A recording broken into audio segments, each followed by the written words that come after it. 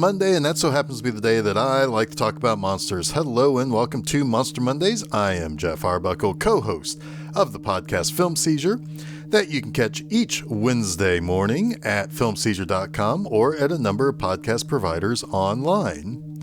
Starting on April 27th, 1968, the final serial of Doctor Who's fifth season, The Wheel in Space, began. And at the end of the previous serial, The Fury from the Deep, Jamie's heartbroken when Victoria decides to leave the TARDIS crew in order to stay with the 20th century Harris family. The reason for her staying behind would be one that would come up time and again in the classic era. Victoria eventually grew mentally and emotionally exhausted with the constant danger she was in wherever she, the Doctor, and Jamie went. She says that she's always afraid, and it's probably pretty accurate how it really would feel for many people, especially a time-displaced Victorian-era teenage girl. Now, time and again, companions would depart because situations were too dangerous, or they were just at their wits' end. They happened to be back on Earth around the same time that they left, or where they are originally from, or they find love or their true purpose. It was extremely rare in the classic era that a companion either died or was forcibly removed from the Doctor or other companions. And that's one of my biggest criticisms of the newer modern era. Companions rarely leave based on their own decisions. Something terrible often happens to them. It's like they have a codependency that means that they can't possibly think of leaving the adventures behind with the Doctor. The role of the companion is quite romanticized in New Who. So instead of having a companion decide to leave because they are exhausted or drained or that they happen to be already home, they get thrown into an alternate reality or thrust back in time in a place that the Doctor, for whatever reason that was written into this specific episode, can't get the companion, or they are killed. And I'm not talking about that they get shot and drop dead, and the Doctor, for whatever reason that's written into the script for that specific episode, can't undo it. They're hit by a death bird, and the Doctor has to keep the companion alive in between moments, and she'll never be able to really move beyond that moment in time without dropping dead.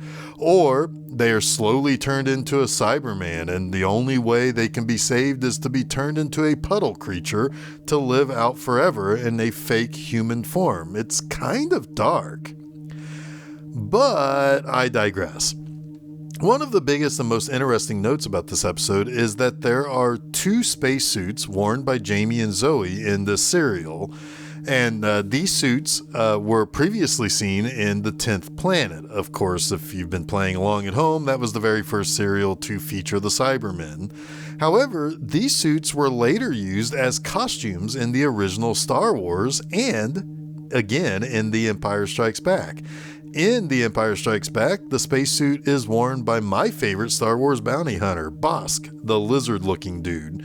It was an actual high-altitude pressure suit that was really used by the Royal Air Force during this era. Now, this is one of those mostly missing serials. There are only 2 episodes that have survived the last 55 years, episodes 3 and 6. Now, in the 90s, there were a lot of VHS releases for Doctor Who. I watched them a lot when I worked at a video store in the late 90s. And there was a set release that was called Cybermen, the early years, which featured some episodes of these first and second Doctor serials that had missing parts and couldn't be released in their entirety. The 2 surviving episodes from this serial appeared on that tape.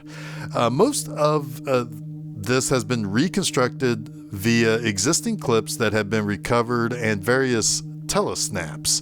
And I'm watching the 2017 BritBox exclusive reconstruction that features those clips and snaps.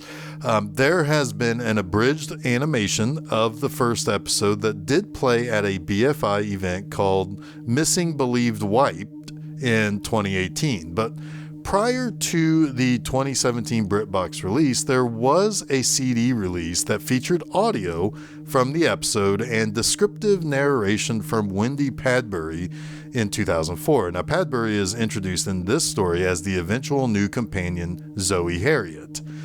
Now, a quick side note about Padbury before we get into this episode. After leaving the role of Zoe in 1969, Padbury didn't stay too far away from Doctor Who. In 1974, she appeared in a stage play that was about Doctor Who and how he went up against the Daleks in that particular adventure.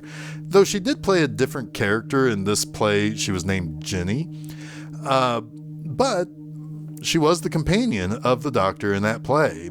And she came back to canonical Doctor Who in 1983 in the 20th anniversary special, The Five Doctors. But in 1971, she appeared in the folk horror classic, The Blood on Satan's Claw. And in that, she played the doomed Kathy Vespers.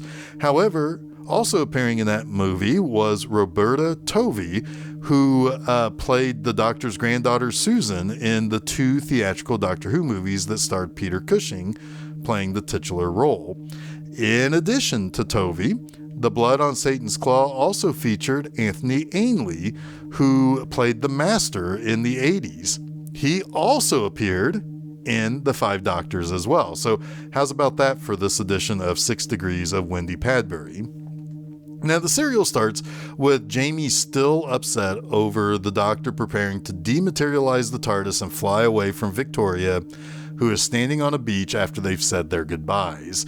They eventually seemingly rematerialize, but after reviewing images from the TARDIS view screen, they realize that they may be somewhere dangerous, and the TARDIS is actually warning them to leave. However, the control room of the ship begins overheating and smoking from a power surge. The Doctor and Jamie are forced to leave the TARDIS, and the Doctor disengage this thing that we'll talk about here in a little bit, that when he removes it from the TARDIS, it turns the TARDIS into an ordinary police box. Now, I'm not actually sure if that was ever used again or mentioned again, but that's kind of peculiar, isn't it? The chameleon circuit is busted, but the Doctor can literally turn the TARDIS into a different thing altogether for a brief period of time. Anyway, they examine their surroundings, and they are on some sort of a rocket or a spaceship. It's seemingly abandoned and running on a very small amount of power. However, a small little servo robot is moving about the ship's corridors, and it's just a little, almost like like if you're looking at it from the front, it looks like a barrel-shaped, typical-looking robot with floppy little arms and whatnot. It's actually pretty cute. But Jamie says the TARDIS must have been on the fritz to warn of danger. There's no one around and no reason to think that there's a problem. They settle down for a meal and assess that they aren't really in any immediate danger. But outside the crew quarters that they're located, the little servo robot continues doing its search for what upset some of the mechanisms on board the ship.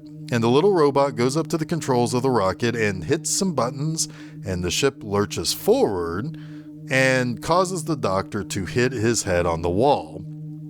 The little robot pilots the rocket near a space station, and after it begins that approach, the little robot discovers the Doctor and Jamie and tries to cut into the living quarters before Jamie is able to disable it. Now, on the space station, the titular wheel in space, the crew is trying to figure out what's going on with that rocket. And they're kind of confused by its sudden lifelessness after it kind of shuts itself off. They learn that this is a cargo ship approaching them, and it's one of that's been discovered to be several weeks overdue for a space station, and it's also many dozens of millions of miles off course. What's even stranger, there are these small egg-shaped meteorites that seem to be striking the station and attaching themselves to the station and causing some pressure decrease inside.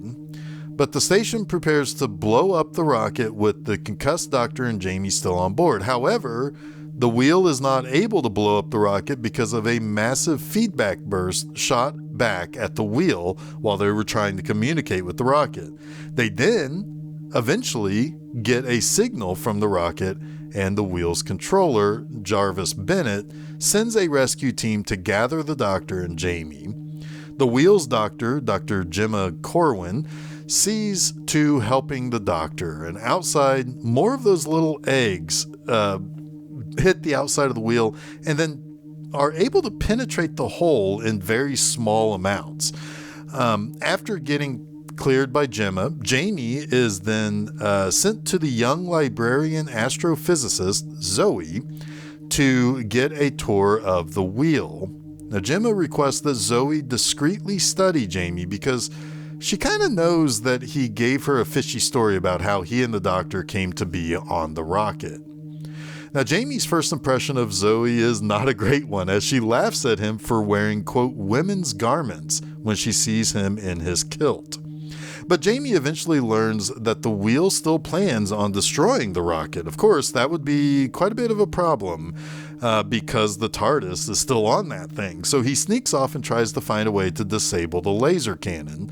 Now, while Jarvis and Gemma try to figure out what the heck happened to Jamie, who was just in the control room but slipped away, another crew member, Tanya, says that she thinks that there's something awfully sinister about that rocket outside.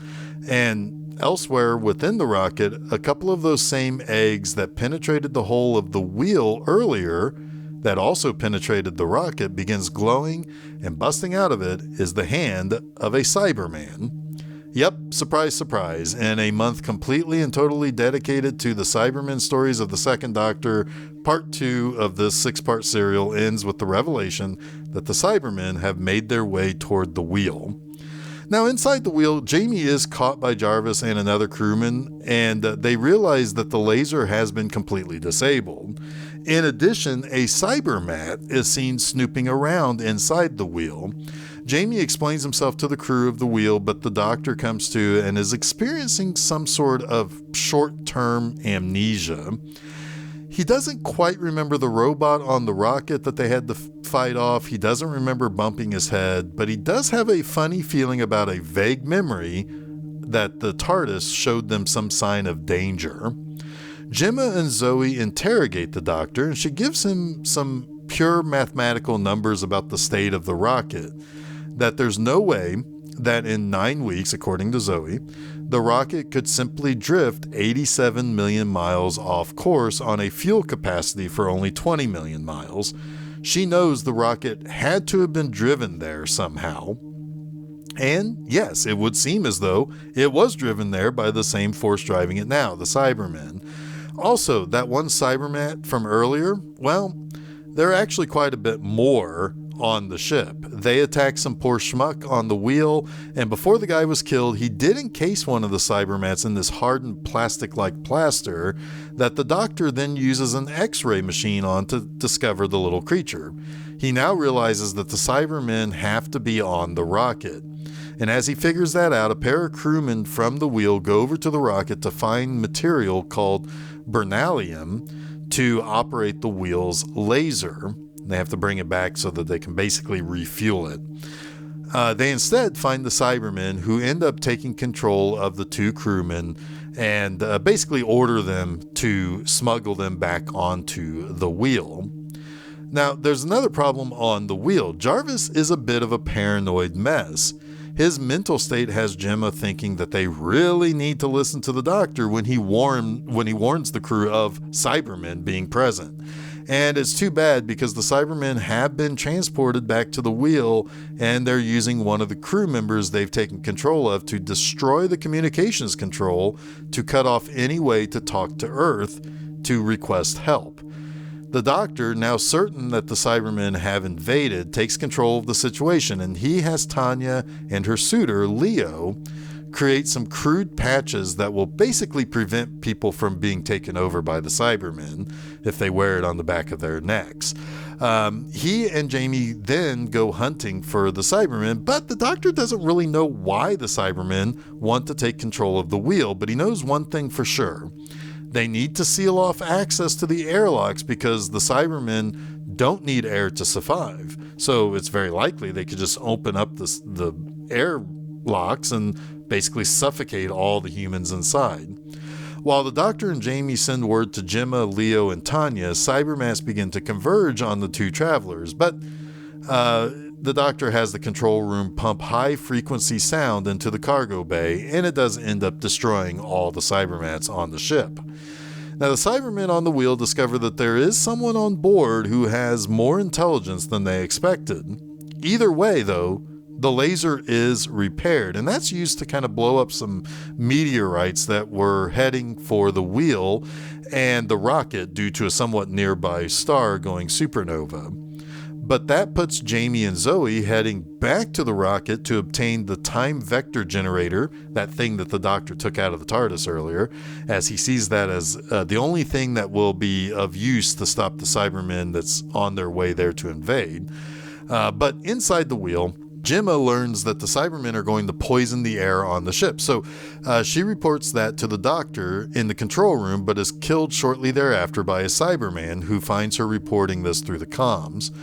And while Jamie and Zoe are able to basically get out of that danger that they're put in by the laser shooting the various meteorites heading towards the two ships, they are able to basically listen in on the communications between the Cybermen. But upon learning of Gemma's fate, Jarvis decides to get revenge, but is pretty much killed right away by a Cyberman. And the Cyberman finds out that the Doctor is indeed on the wheel, and they're basically told by their controlling entity that they need to kill the Doctor. Now, like I said, Zoe and Jamie learn about this communication between the wheel and the so-called cyber planner and the orders to basically kill the Doctor. So they get back to the wheel with the time vector generator and to be able to warn the Doctor. The good news is that the Doctor already suspected that the Cybermen will kind of know that somebody knows their plans all along. When he's approached by two Cybermen, he is able to kill one by electrocution. The Doctor then boosts the laser's wheel, or the laser on the wheel, to fire at the incoming cyber ship, and a large group of Cybermen spacewalk toward the wheel and nearly get in, but they are repelled and their ship is destroyed. The wheel is saved, and Zoe opts to join the Doctor and Jamie, but not before the Doctor shows her what it might be like for her if she does decide to travel with them by showing her some of the shenanigans of the Daleks, ending the story with the girl pondering if she really does want to join the two men on their adventures.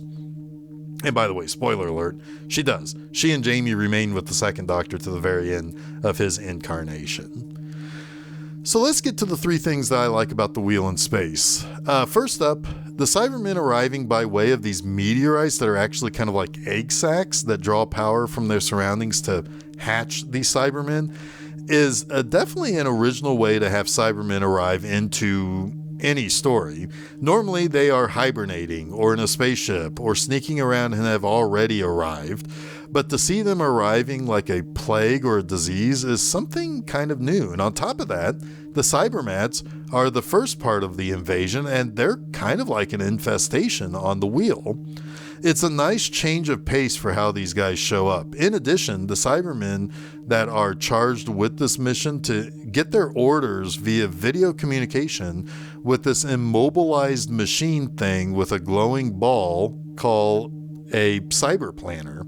Again, we see more about how the Cybermen operate as a squadron or a species by seeing this kind of controlling figure that they're communicating with. Next, Zoe is a particularly interesting character. If I had to guess, she was given the personality she was due to the popularity of Star Trek and in particular Mr. Spock. Time and again, we see Zoe working through facts and figures. She's doing math, or she's recording reports about the movement of stars or the probability of outcomes and so on. She's even derided by Leo at one point that she is more robot than human and kind of lacks emotions. Gemma even asks about whether or not she actually has any emotions or empathy for situations and scenarios. It's mentioned that she was basically kind of born and bred to be this type of logic-filled facts and numbers student. She was never really given any kind of personality or any kind of ability to be a fun-loving, we assume, a teenage girl when we meet her. But she's cute, but she's kind of uptight and nobody really wants her around. So ultimately, she's a complete misfit. She's smarter than just about every adult on the wheel, and she's actually near the intelligence of the Doctor himself. But because of that, Jamie is hard on her when she admits that she didn't see something or didn't account for something that happened, and no one else seems to kind of want her around. You kind of feel sorry for her.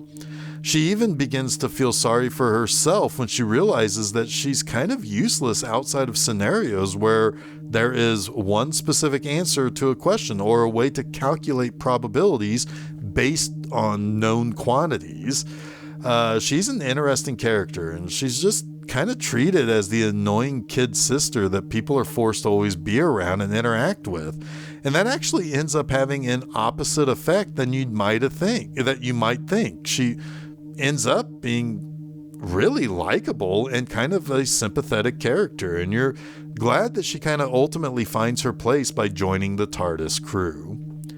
All right, and lastly, while this is kind of a silly and I have to say something about it because it does again reveal some of the classic Doctor Who cited issues, quote unquote, with budget. Now you might think that this is going to be a negative strike on the Wheel in Space, but I actually offer a different perspective. This reveals a little more giddiness that I feel for Classic Who's more B-movie feel to the sci-fi effects. First of all, of the 4 serials that featured the Cybermen up to this point, and the 4 that I've covered, even going back to the 10th Planet, this is the 3rd story that has mostly featured just 2 or 3 Cybermen at any one time. I guess technically in both the Moonbase and the Wheel in Space, you do see maybe like 4 or 5 at a time, but that might be done with some costuming trickery. Like, there are masks, but not everybody's in full costume. But yeah, the entire wheel is basically being invaded and nearly taken over by only 2 Cybermen. Now, they are using mind control to get some of the crew to work for them to bolster their numbers, much like with the Moonbase, but you know what I'm getting at here. So there are obviously some cost-cutting tactics in place, but the very best and giggle-inducing moment comes in the climax when we see the spacewalking Cybermen approaching the wheel from outside. Now, they aren't just walking. Yes, they really are looking like they're walking in space, not floating, as if like they're walking along like a plank in space, but we actually see them flapping their arms. I guess in some ways, it's trying to and attempting to give the look of weightlessness and fluid floating, but it also looks like they're trying to say the flapping is propelling the Cybermen to the wheel. It's goofy. It's, as I said, giggle-inducing. However, it's charming as all hell, and while I will forever defend Doctor Who, particularly classic Doctor Who, for its ability to tell a well-rounded science fiction story with Monsters of the Week, I'll also defend my appreciation for the sillier stuff too, that many others will sometimes find indefensible. Now, I will also say that The Wheel in Space is probably the least of these serials that I'm covering this month. It feels a little over-bloated. There's no real reason for this to be 6 parts long. However, it is, it is a classic Cyberman story, and it is the start of a really important figure in the Second Doctor's run. That is the character Zoe. So you take the good and the bad with this episode. But that wraps up this week's Monster Mondays. You can catch new episodes of Monster Mondays each Monday at filmseizure.com. Don't forget to follow Film Seizure at Facebook, Twitter, and Instagram, and subscribe to Film Seizure to get both the Film Seizure Podcast and Monster Mondays at your favorite podcast providers, as well as YouTube, where we upload the episodes there as well. You can also check out my website, bmovieanima.com, to read new articles every Friday morning.